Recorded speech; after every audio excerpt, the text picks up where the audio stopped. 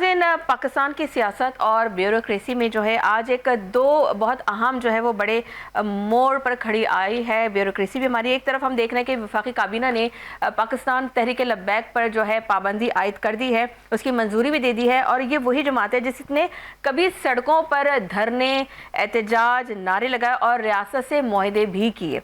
और अब हुकूमत कहती है कि उन्हीं वादों से रूगर्दानी ने मामला यहाँ तक पहुँचा दिया है।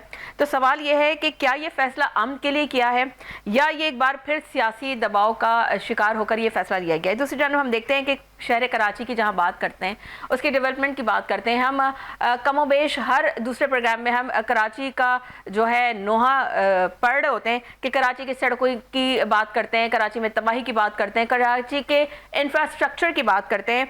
तो जहां केडीए में 11 अरब नाज़रीन 11 अरब के ठेकों का ऐसा खेल जो है वो बेनकाब हुआ है कि टेंडर का लफ्ज़ शायद सिर्फ फाइलों में ही मौजूद है और मुआहिदा हो गया है बगैर इश्तिहार, बगैर मुकाबले के और बगैर शफाफियत के। अरबों रुपए के मंसूबे एक ही कंपनी के हवाले कर दिए गए हैं और फिर जो है अंडरपास की दीवारों से पानी भी रिसने लगा है।